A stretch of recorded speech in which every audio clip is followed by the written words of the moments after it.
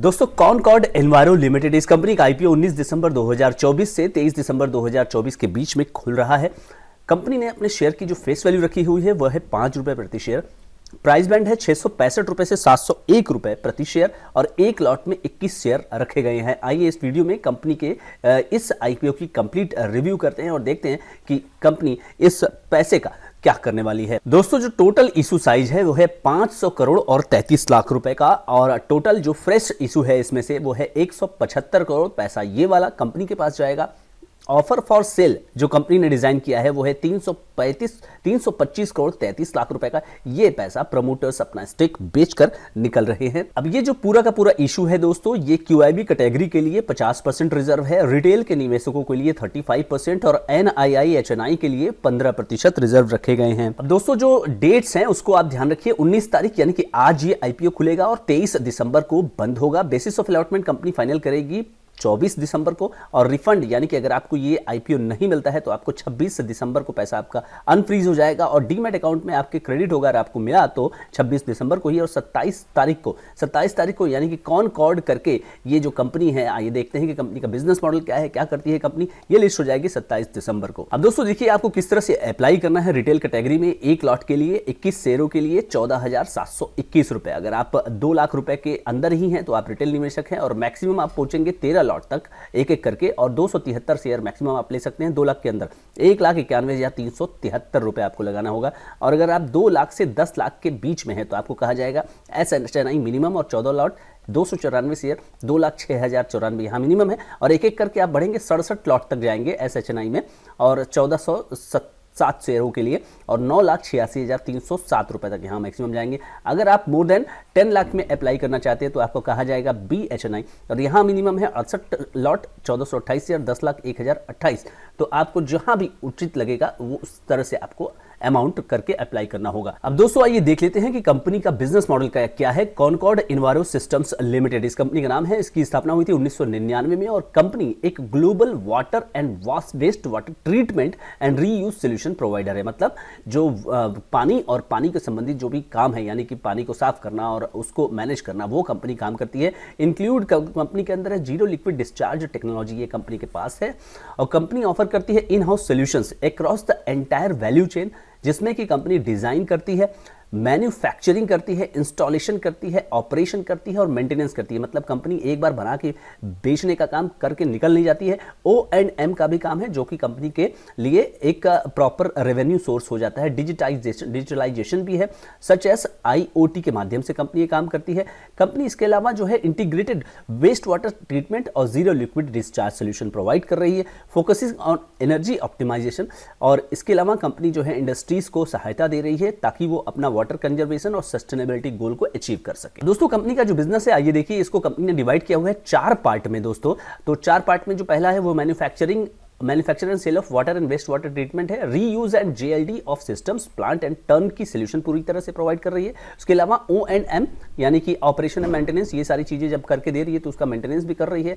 और इसके अलावा दोस्तों तीसरा है manufacturing and sale of consumable and spare parts including membranes, plant chemical और कंज्यूमेबल, ये भी दे रही है कंपनी। और इसके अलावा installation of compressed biogas plant भी कंपनी तैयार करके दे रही है। 31 मार्च 2024 तक कंपनी ने बताया है कि ये कंपनी एक्सपोर्ट कर रही है अपने products north America, Latin America, Africa, middle east और साउथ ईस्ट एशिया और उसके लार्ज कस्टमर बेस है यहाँ पे 377 वर्ल्ड वाइड में। और FY24 की जहां तक बात की जाए तो कंपनी ने सर्व किया है 353 डोमेस्टिक और 24 international customers, pharmaceutical, chemical, food beverages, defence, automotive, steel, textile और विद प्रेजेंस इन 2 कंट्रीज। तो कहने का मतलब साफ है दोस्तों कि कंपनी का जो बिजनेस मॉडल है वो B2B के सेगमेंट में कंपनी काम करते हुए नजर आ रही है। अब ये रहे कंपनी के क्लाइंट्स। कंपनी ने बताया है कि Diageo Mexico, SADECV, Grasim industries, AB Mauri, Anthem private limited Bhopal, glues, Kashyap, इसके अलावा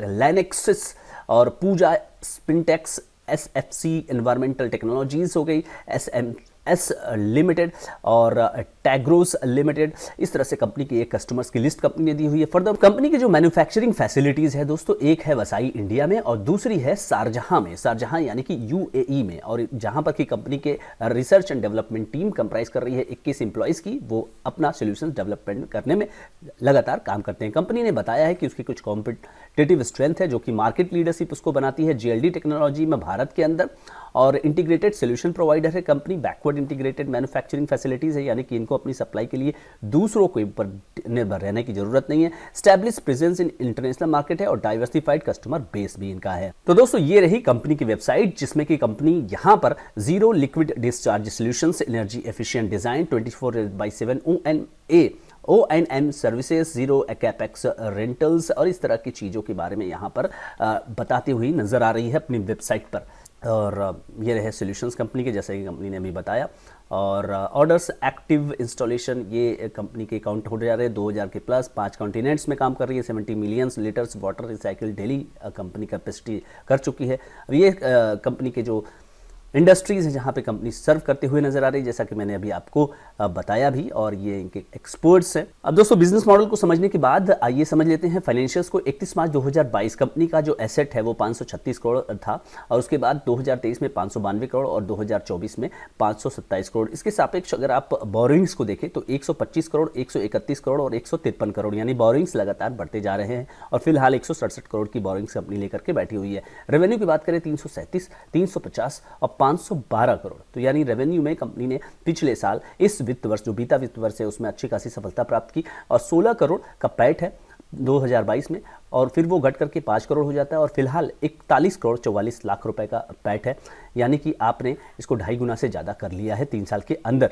और नेटवर्थ कंपनी की बात करें तो 320 करोड़ लास्ट फाइनेंशियल ईयर में, और फिलहाल कंपनी 319 करोड़ 71 लाख की नेटवर्थ बैठी है, और रिजर्व एंड सरप्लस 300 करोड़ रुपए का। दोस्तों अगर मार्केट कैपिटलाइजेशन की बात करें, हाई प्राइस बैंड पर अगर ये कंपनी लिस्ट होती है तो 1450 करोड़ रुपए के आसपास मार्केट में लिस्ट होगी। ROE 13% के आसपास, ROE से 14%, डेट टू इक्विटी रेशियो आधा, और रिटर्न ऑन नेटवर्थ 12.93%। दोस्तों पैट मार्जिन की बात की जाए तो ये है 8.34%, जो कि एक इंफ्रास्ट्रक्चर के सेक्टर में काम करने वाली कंपनी के लिए और B2B सेगमेंट में एक सामान्य सी बात है, और प्राइस टू बुक 3.96 रखा हुआ है।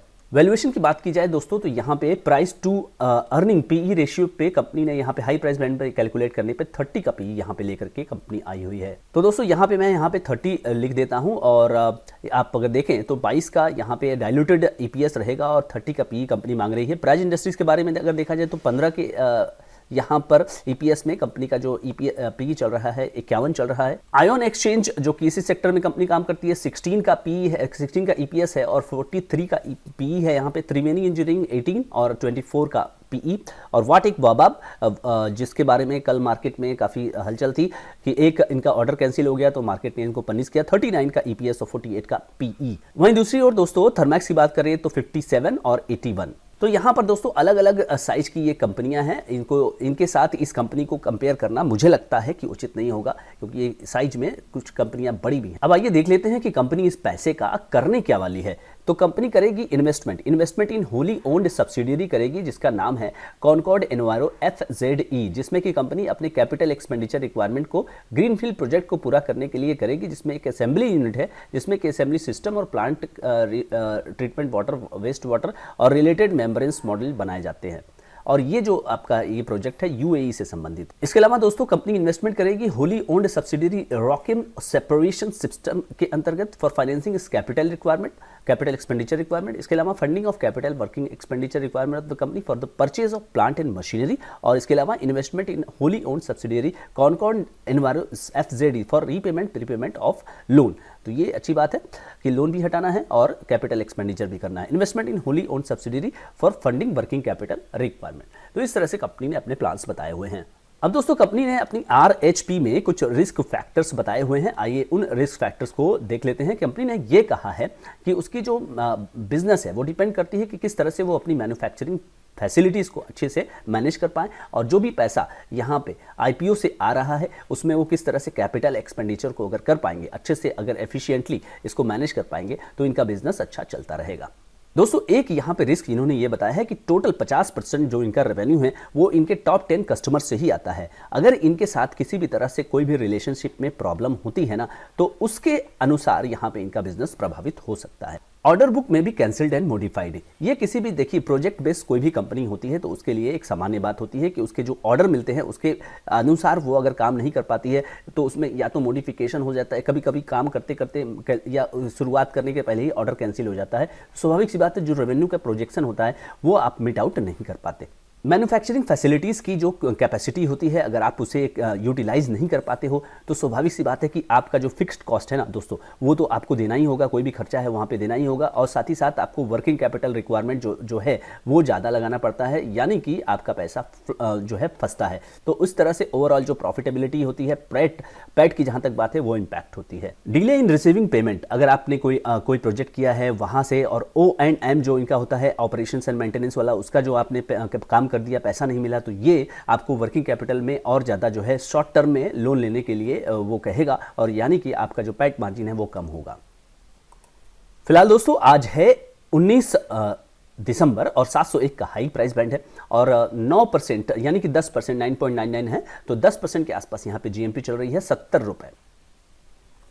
तो दोस्तों कॉनकॉर्ड की जहां तक बात है तो ये कंपनी आपको इंफ्रास्ट्रक्चर सेक्टर में मुझे लगता है कंपनियों को, तो दोस्तों इस कंपनी की जहां तक बात है कॉनकॉर्ड एनवायरो सिस्टम्स लिमिटेड, तो ये कंपनी आपको एक ऐसे सेक्टर में काम कर रही है, यानी कि वाटर सॉल्यूशंस प्रोवाइड करते हुए काम कर रही है, जहां पर कि वाटर डिस्चार्ज जो हो रहे होते हैं उनको साफ करना और फिर उसको रीयूज करना, इस तरह की चीज़ों में कंपनी काम करते हुए नजर आ रही है। और कंपनी यहाँ पे प्रोजेक्ट बनाती है और उसके बाद कंपनी उसका ऑपरेशंस एंड मेंटेनेंस भी करती है, यानी कि प्रोजेक्ट के कॉस्ट, प्रोजेक्ट से कमाई तो होती है और साथ ही साथ उसके मेंटेनेंस से भी कमाई कंपनी करती है। तो आने वाले समय में इस तरह के प्रोजेक्ट्स जो है वो कंपनी को लगाने कई मामले में जो है वो गवर्नमेंट के रूल्स रेगुलेशंस के हिसाब से वो जरूरी भी होते हैं, कंपलसरी भी होते हैं। तो इस तरह से बिजनेस मॉडल इस कंपनी का मुझे लगता है कि सस्टेनेबल है, लेकिन क्योंकि देखिए B2B, अब नेगेटिव की बात करते हैं, B2B है, B2B में जो है प्राइस आपके हाथ में नहीं होता, आपको प्रोजेक्ट डिलीवर करना है, प्राइस जो है आपके कस्टमर के हाथ में होता है और कस्टमर बड़े बड़े होते हैं, आप उन्हें जाने भी नहीं देना चाहते और आपको वो जिंदा भी रखेंगे, आपको वो मरने भी नहीं देंगे, क्योंकि आप इसके पैट मार्जिन को देखिए 9% के आसपास है, वही 9 से 12% के रिलेटेड जो है पैट मार्जिन रहेगी और इसी तरह से ये चलता रहेगा। मार्केट में कॉम्पिटिशन्स भी है, आने वाले जो भी कंपनियां काम कर रही हैं वो ऑलरेडी जो है स्टेब्लिश कंपनियां हैं। प्राज की बात करें, वॉटेक बॉबा की बात करें, तो ये सब कंपनियां जो है कंपटीशन जो है वो देती रहेंगी और उस लिहाज से साइज वाइज अगर आप देखें तो ये कंपनी फिलहाल अभी छोटी है, बाद में अभी फिलहाल जो पैसा आईपीओ से मिल रहा है कंपनी को, कंपनी एक तरह से उसका कैपेक्स ही कर रही है और अपनी कैपेसिटी को ही एनहेंस करने में प्रयोग कर रही है। दोस्तों एक डिस्क्लेमर मैं यहाँ पर देता रहूँ, अगर आप इस वीडियो में किसी भी तरह का इस वीडियो से देख के कोई भी एक्शन ले रहे हैं तो ऐसा ना करें, आप अपने फाइनेंशियल एडवाइजर से संपर्क करके कोई भी एक्शन लीजिए। ये वीडियो केवल एजुकेशन पर्पज से बनाया गया है। चलिए दोस्तों बात कर लेते हैं कि लिस्टिंग गेन पर क्या होने की संभावना है, जो कि आपको अपने हिसाब से देखना है। मैं यहाँ पे अपनी राय अपनी खुद की व्यक्त कर रहा हूँ। लिस्टिंग गेन पर यहाँ जहाँ तक कि जीएमपी की बात है तो यहाँ जीएमपी काफ़ी निराश सा व्यक्त कर रही है, 10% यहाँ पे दिखाई दे रही है। और प्रोजेक्ट बेस्ड कंपनियों पे यहाँ पे जैसे अभी लास्ट मंथ आपने देखा होगा कि एक बड़ी कंपनी एफकॉन्स लिस्ट हुई और एफकॉन्स लिस्ट हुई अपने जो प्राइस है उससे कम लिस्ट हुई, लेकिन आज के डेट में एफकॉन्स जो है उससे उभर गई है और ऊपर की तरफ चल रही है। तो प्रोजेक्ट बेस्ड कंपनियों में बाजार उतना मुझे लगता है कि यहाँ पे उत्साहित नज़र नहीं आएगा, जहाँ तक मुझे ऐसा लगता है। तो एक सपाट लिस्टिंग, फ्लैट लिस्टिंग होते हुए आपको नज़र आ सकती है, लेकिन आप इसका थोड़ा सा डिमांड देखिएगा कल यानी कि दूसरे दिन और उसके बाद अगर इसकी डिमांड आती है तो हो सकता है कि लिस्टिंग गेन भी हो जाए ठीक ठाक, लेकिन 20% से ज़्यादा होने की उम्मीद मुझे लगता है कि है। दूसरी तरफ दोस्तों अगर लॉन्ग टर्म की बात की जाए तो लॉन्ग टर्म में इस कंपनी को अगर आप अपने पोर्टफोलियो में जगह देना चाहते हैं तो इसका मतलब ये होगा कि आप वॉटेक वाबाज या प्राज इंडस्ट्री जैसी कंपनियों को इग्नोर कर रहे हैं और रिस्क लेना चाह रहे हैं। तो रिस्क अगर लेना आपको पसंद है, छोटी कंपनी 1400 करोड़ के रुपए के नीचे की के आसपास जो है वो अगर उसी जगह पे लिस्ट होती है तो हाई प्राइस बैंड के आसपास, तो रिस्क की कंपनी होगी। मार्केट कैप, लो मार्केट कैप कंपनियां कुछ लोगों को पसंद होती है, तो उस हिसाब से यहाँ पे इसको देखा जाना चाहिए। तो दोस्तों इस वीडियो में इतना ही। चैनल पर अगर आप नए हैं तो सब्सक्राइब करिए, वीडियो को लाइक करिए, शेयर करिए। Thank you so much friends.